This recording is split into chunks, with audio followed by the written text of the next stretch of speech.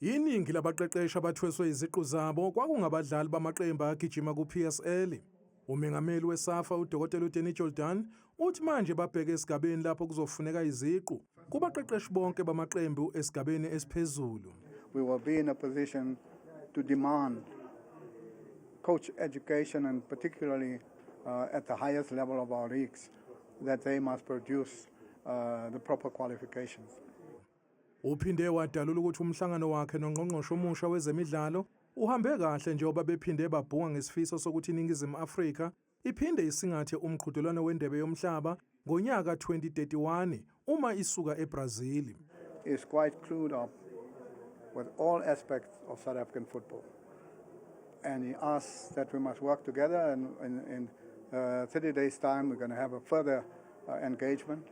We've already expressed the view that we want to host the World Cup in 2031 after Brazil. Abaqeqeshi abathweswe iziqu zabo bajabule kakhulu ngalokhu.